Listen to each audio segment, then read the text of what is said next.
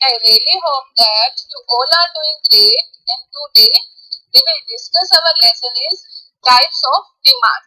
आज के इस लेसन में हम डिस्कस करेंगे कि टाइप्स कौन कौन से हैं डिमांड के। इससे पहले हम हमारा इंट्रोडक्टरी लेक्चर डिमांड के ऊपर पूरा डिस्कस कर चुके हैं। Let us start the today lecture is nature and types of the demand. Okay, सबसे पहले आपको ये ध्यान रखना है कि किसी भी प्रोडक्ट की जो डिमांड है वो इसके ऊपर डिपेंड करती है, उसके नेचर के ऊपर डिटरमाइन करती है। ठीक है, उसके नेचर के थ्रू ही डिसाइड होती है एक प्रोडक्ट की डिमांड। फॉर एग्जांपल, अगर एक प्रोडक्ट है उसकी बहुत ज्यादा यूजेस है, मोर नंबर ऑफ यूजेस है, तो उसकी डिमांड कैसी होगी? मोर होगी, ज्यादा होगी, rather than a single use. Okay. After that, we know about what are the types of the demand: consumer goods versus producer goods, autonomous demand versus derived demand, durable goods versus perishable goods, and next is farm demand versus industry demand, new demand versus replacement, total market and the segment market demand. Okay, let us start. We will discuss one by one consumer goods versus producer goods. Consumer goods कौन सी होती है? Consumer goods refers to the product and services which satisfy the consumer need. Consumer goods एक ऐसी goods होती हैं जो कि कंज्यूमर की नीड्स को सेटिस्फाई कर देती हैं।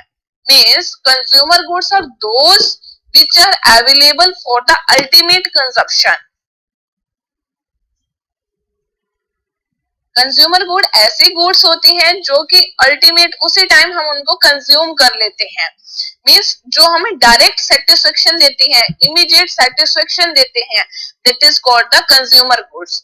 For example, bread, Apple, rice and so on. हमें भूख लगी, हमने एप्पल खा लिया या राइस खा लिया या ब्रेड खा लिया, तो हमारे इमीडिएट उससे अगर हमारे को भूख लगी तो हमने कुछ भी खा लिया, तो हमारे को उसी टाइम सेटिस्फेक्शन मिली ना, इमीडिएट सेटिस्फेक्शन, और डायरेक्टली वो कंज्यूम हो गई।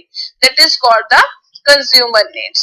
Okay, after that we know about the what is the producer goods. Producer goods कौन सी होती हैं? प्रोड्यूसर गुड्स ऐसी गुड्स होती हैं जो कि यूज्ड होती हैं for producing the other goods. Other goods को प्रोड्यूस करने में यूज होती हैं, उसको हम क्या बोलते हैं? Producer goods. ठीक है, producer goods are those which are used for further processing और प्रोडक्शन ऑफ द गुड्स और services to the cash income. इसका हम एक एग्जांपल के थ्रू समझते हैं कि जो गुड्स है ना, वो हमारे को डायरेक्टली सेटिस्फाई नहीं करती, इनडायरेक्टली वे में हमारे को सेटिस्फेक्शन प्रोवाइड करती हैं प्रोड्यूसर गुड्स। लाइक ऐसा machine, steel, tool etcetera are the example of the producer goods. Okay, is it clear now कि कंज्यूमर गुड्स कैसे गुड्स होती हैं जो हमारे को सेटिस्फेक्शन डायरेक्टली प्रोवाइड करती हैं, बट जो प्रोड्यूसर गुड्स होती हैं वो हमें सेटिस्फेक्शन कैसे देती हैं? इनडायरेक्टली प्रोवाइड करती हैं। अब हम देखते हैं कि एक ऐसा केस देखते हैं जहां पर producer goods versus consumer goods.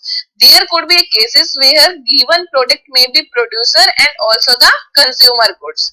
जहां एक केस लिया जहां पर प्रोडक्ट प्रोड्यूसर गुड्स भी यूज हो रही है और कंज्यूमर गुड्स भी। लाइक एक फार्मर है, उसके पास 10 बैग्स हैं ऑफ पैडी।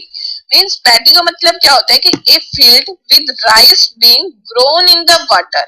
मींस पानी से भरा भू क्षेत्र जिसमें धान उगाते हैं, that is called the paddy. उसके पास जैसे एक किसान है, उसके पास कितने बैग हैं? 10 बैग्स हैं। ठीक है, वो जो 10 bags किसके हैं? पैडी के। Paddy, is it clear? A field with rice being grown in water. वो जो 5 बैग है ना, वो तो यूज कर लेता है पर्सनल कंजप्शन के लिए, लेकिन जो नेक्स्ट वाले जो बाकी बचे हुए 5 बैग हैं उसके अंदर वो एक अपना बीज डालता है कि अब नेक्स्ट कोई अगली फसल उगाने के लिए। ठीक है, इस केस में क्या हुआ कि paddy is both producer goods भी है और कंज्यूमर गुड्स भी है, बिकॉज जो 5 बैग है वो तो पर्सनल कंजप्शन के लिए यूज हो रहे हैं, और जो बाकी के 5 बैग्स हैं वो किसके लिए यूज हो रहे हैं कि वो नेक्स्ट अपनी क्रॉप एक बीज डाले या सीड डाले और उससे की नई फसल उगा सके। ठीक है, तो जो ये एग्जांपल है इसके अंदर प्रोड्यूसर गुड्स भी है ये, और जो पैडी है और कंज्यूमर गुड्स भी है। Okay, next is the autonomous demand और डिराइव्ड डिमांड। ऑटोनोमियस डिमांड कौन सी होती है? Autonomous demand refer to the demand for the product and services directly and independently. Okay, ऐसे प्रोडक्ट जिसकी डिमांड और सर्विसेज कैसी है? डायरेक्टली है। For example, demand for the two wheeler, demand for the food, demand for cloth, house, ये सारे के सारे कौन से डिमांड के एग्जाम्पल हैं? ऑटोनोमियस डिमांड के। इसके अंदर क्या होता है कि अगर जैसे हमें टू व्हीलर्स है, फूड है, अगर हमें मुझे भूख लगी है तो हमने क्या किया कि डिमांड करी खाने की और हमने उसी टाइम ही खाना खा लिया। Means demand for the product and services directly, हमने डायरेक्टली डिमांड करी। अगर टू व्हीलर चाहिए, स्कूटी चाहिए, कुछ भी चाहिए, डिमांड करी और हम जाके ले आए, that is called the autonomous demand. Means demand for the product and services directly and the independently. After that we know about the what is the derived demand. derived demand में क्या होता है कि जो डिमांड है एक product की वो अराइज होती है दूसरे प्रोडक्ट को परचेज करने के टाइम पे।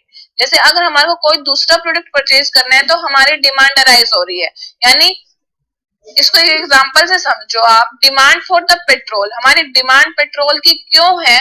क्योंकि हमारे पास टू व्हीलर है, हमारे पास स्कूटी है, हमारे पास स्कूटर है, बाइक है। मीन्स हमारे पास अगर टू व्हीलर है तभी तो हमारे को डिमांड है ना पेट्रोल की। यानी demand for a product arise due to purchase of the another product. ठीक है, अगर हमारे पास अनदर प्रोडक्ट कौन सा है? हमारे पास है स्कूटी है, तभी तो हमारे पास पेट्रोल की डिमांड अराइज हुई। That is called the derived demand.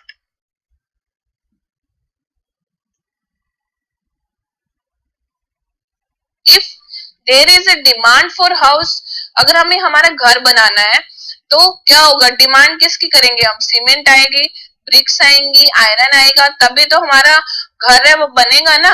इसलिए demand for a product arise due to purchase of the another product is called the derived demand.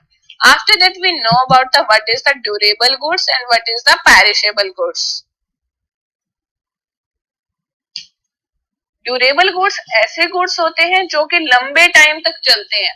For example TV है, मशीन है, तो ये सारे के सारे जो गुड्स है वो लंबे टाइम तक चलते हैं ना, that is called the durable goods. Perishable goods कौन से होते हैं? जो कि हमारे को सर्विसेज देते हैं थोड़े टाइम के लिए।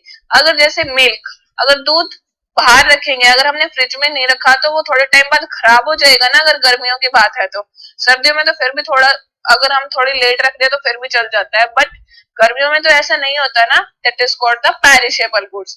वेजिटेबल्स है, फिश है या राइस है, etcetera are the perishable goods. Next is the firm demand versus industry demand.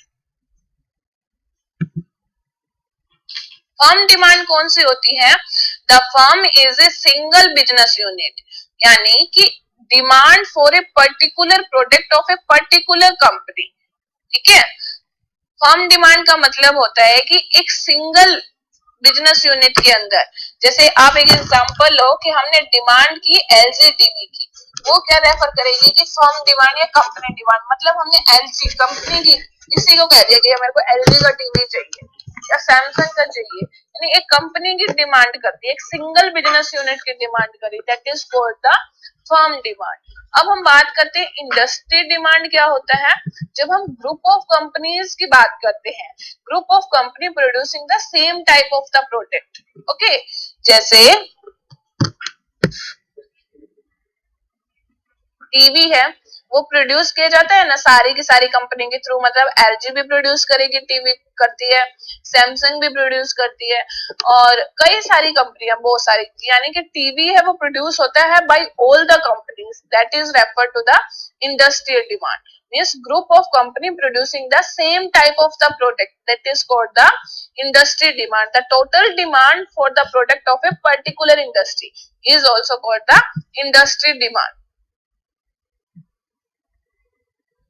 Next is the new demand versus replacement. New demand का मतलब क्या होता है कि demand for the new product and it's addition to the existing stock, मतलब जो हमारे पास existing stock है उसके अंदर हम कुछ नया ले आए, हम नया प्रोडक्ट ले आए, that is called the new demand. Replacement क्या होता है? रिप्लेसमेंट डिमांड में also refer to demand resulting out of replacing the existing asset with new one. जैसे हमने एक न्यू टीवी परचेज किया, कैसे परचेज किया वो टीवी? अगर हमने जो दूसरा पुराने वाला टीवी था उसकी जगह हमने रिप्लेस कर दिया, that is called the replacement demand. Okay, next is the total market and the segment market demand. Total market demand का मतलब होता है कि total demand for a product in A given total market. जैसे अगर हमने प्रोडक्ट सेल करना है आंध्र प्रदेश के अंदर, एपी के अंदर, तो total demand means total demand of that product in A Andhra Pradesh. Okay, यानी कि एक प्रोडक्ट हम जो सेल कर रहे हैं उसकी कितने की डिमांड है, कितनी एक प्रोडक्ट की उस मार्केट के अंदर कितनी डिमांड है, that is called the total market. यानी एक प्रोडक्ट हम सेल कर रहे हैं एपी के अंदर, तो टोटल डिमांड का मतलब total demand of the product in the AP, कि पूरे के पूरे उस प्रोडक्ट की कितनी डिमांड है पूरे के पूरे आंध्र प्रदेश में। बट अगर हम सेगमेंट मार्केट डिमांड की बात करें तो demand in narrow segment of the total AP market. जैसे हमने एग्जांपल लिया कि demand in a particular area, कि एक पर्टिकुलर एरिया के अंदर हमने चेक किया कि उसकी कितनी डिमांड है, that is called the segment market demand. Segment market demand की जब हम बात करते हैं तो हम एक पर्टिकुलर एरिया की बात करेंगे, टोटल डिमांड टोटल मार्केट की बात नहीं करेंगे, एक पर्टिकुलर एरिया की बात करेंगे। ठीक है, demand of the product in a particular market segment of A total market. ठीक है, इज इट क्लियर कि जब भी हम मार्केट सेगमेंट का मतलब क्या होगा, एक पर्टिकुलर एरिया की बात करना। देखना कि demand narrow segment of A total AP market, this is the example of the segment market demand. This is all about the types of demand. Next lecture में हम discuss करेंगे factors of the demand. Thank you.